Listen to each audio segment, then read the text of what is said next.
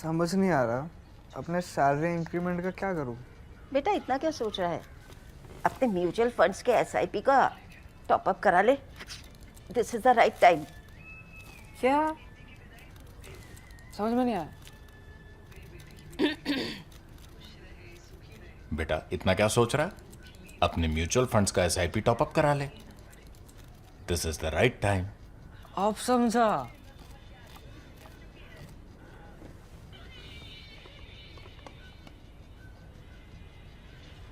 Mutual fund investments are subject to market risks.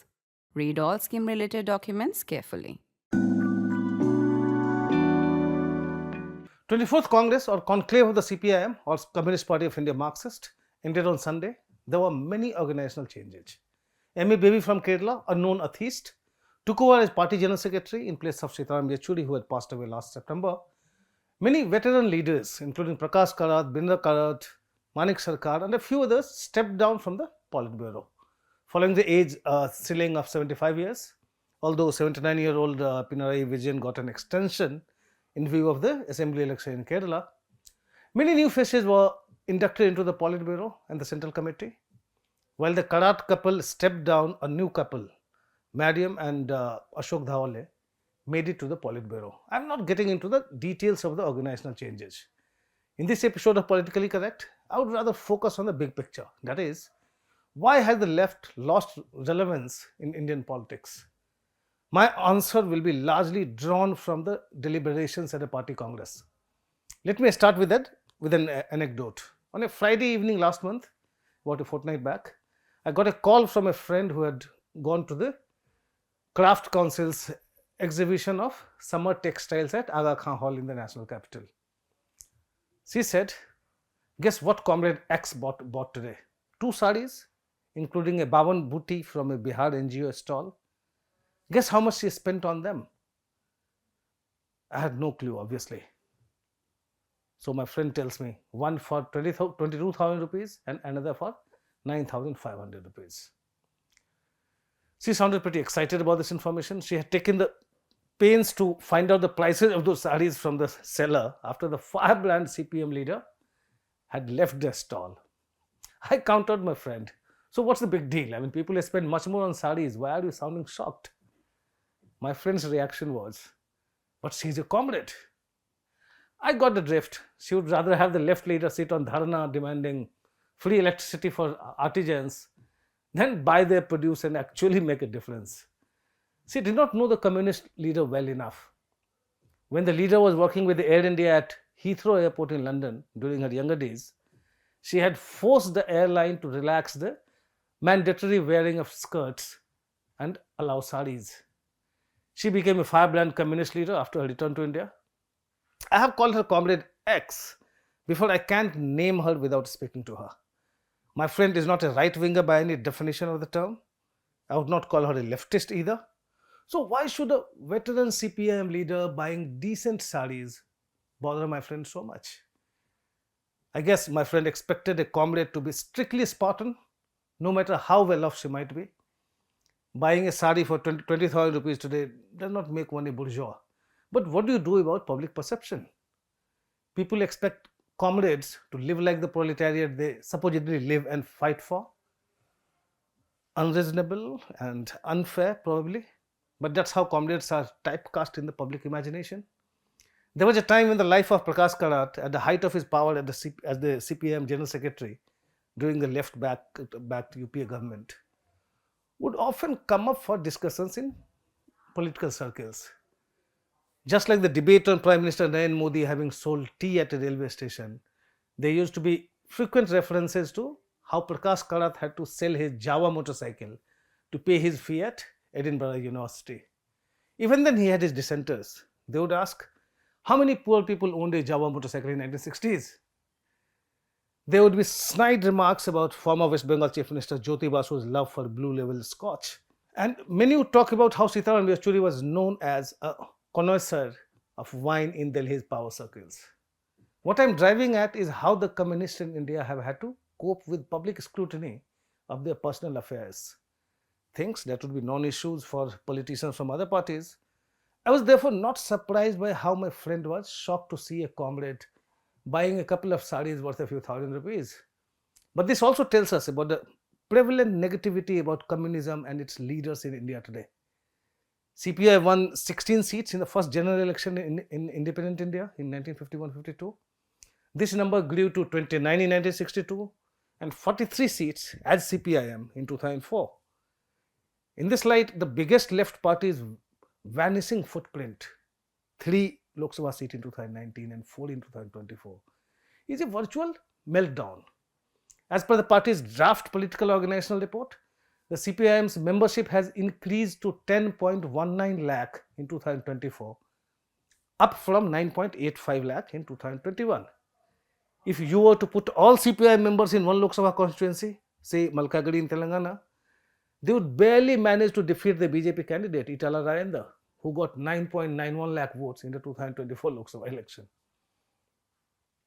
The left is dead. Long live the left. Yogendra Yadav started his article in ThePrint after the 2019 Lok Sabha election.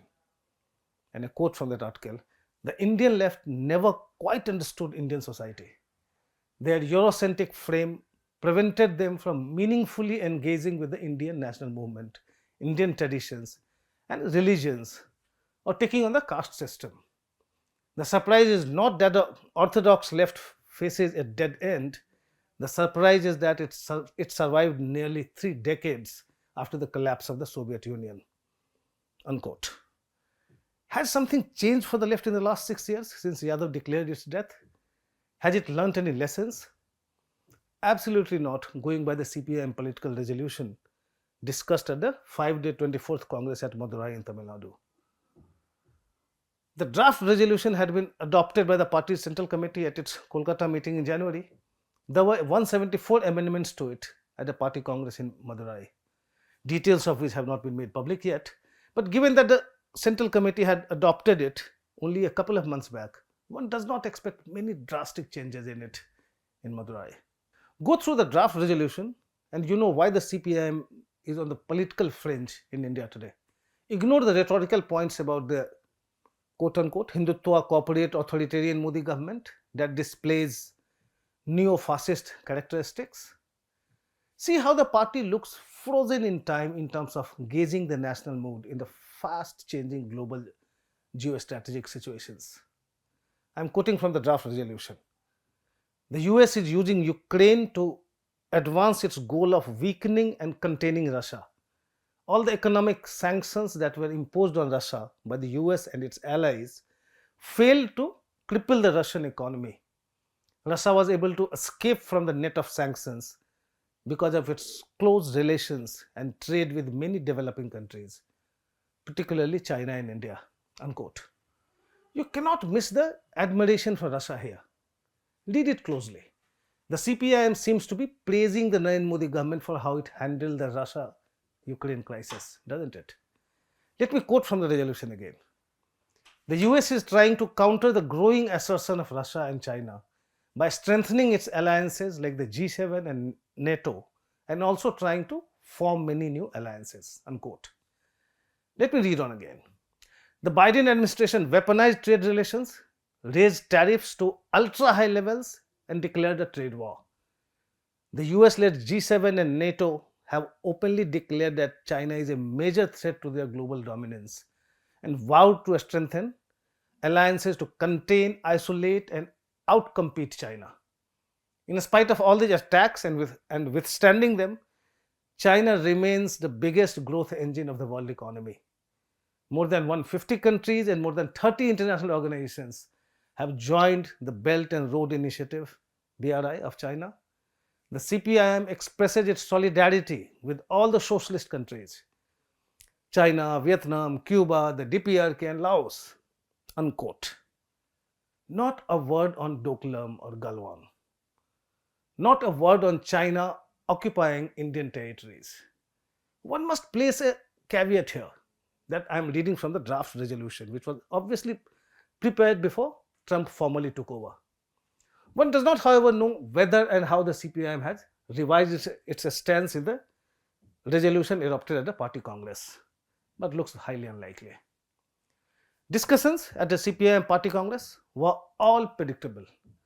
Corporates making hay, the RSS agenda to make Hindutva the state ideology and transform the secular democratic republic into a Hindu Rashtra, etc., etc. The CPIM has been discussing how the RSS is using growing religiosity in the society and the need to make believers understand that the party is not against faith but against the use of religious beliefs for politics. But as Prakash Karat mentioned or admitted in a recent interview, the party has not been able to properly work out how to do it. Basically, how to tell them that some comrades may be atheists, but they have nothing against religion or religious beliefs of anyone. Look at how confused the left looks about the BJP's ability to get women votes through freebies. I quote from the resolution. Several state governments have tried to build a female support base through a money transfer scheme of 1,000 to 1,500 rupees into the bank accounts of women. Such is the acute economic distress of the average woman that even such small amounts make a considerable difference in the lives of women and have a political impact on voting patterns. Unquote. So what does it tell you? That the CPIM does not know how to counter the political impact of freebies. Going by the draft resolution, the CPIM is cognizant of the three-pronged BJP strategy in elections, and I am quoting from the document. First, aggressive use of Hindutva issues to create polarization and consolidate pan-Hindu identity. Second, engineering caste and sub-caste alliances for electoral gains and use of state-funded direct cash transfer schemes to cultivate beneficiaries. So how does the CPIM plan to counter it? The political resolution does not go beyond empty rhetoric. It's even appreciative of how Congress has been able to gain Muslim minority support in a substantial manner all over the country. Does the CPIM finally know how to deal with the Congress, especially after the death of Sitaram Yechury, Rahul Gandhi's friend, philosopher and guide? And I quote again, the Congress party represents the same class interests as the BJP. However, being the main secular opposition party, it has a role to play in the struggle against the BJP and in the broader unity to be forged of the secular forces. Unquote. I'm reading from the draft resolution. Under tasks for the party, the document listed the party should develop and intensify struggles of the rural poor, working class and urban poor on livelihood issues, land, food, wages, house sites, social security benefits, and employment opportunities. Unquote. The 63-page party resolution mentions the middle class just once while talking about defending the interests of the working class, peasantry, artisans, small shopkeepers, middle class and intelligentsia. The fact is that a party still looking up to Russia and China as North Star cannot expect to be taken seriously in India today. Comrades who gathered in Madurai for 5 days managed to avoid the elephant in the room yet again. And that is the India of 2025 bothered about Karl Marx at all? Dictatorship is the last thing on the minds of the proletariat in the freebie distributing, cradle to grave welfare state. And when Kerala Chief Minister Pinarayi Vijayan is celebrating the amazing achievement of Adani operated seaport and holding global summits to attract private investment, how is Karl Marx reacting in the grave? The Comrades won't answer because they have none. For now, the party has appointed a Christian, MA Baby, as its General Secretary. That's about a year ahead of assembly elections in Kerala, a state that has 18% Christians. Call it a tentative baby step towards understanding the real classes in Kerala at least. That's all from me in this episode of Politically Correct. Thanks for watching.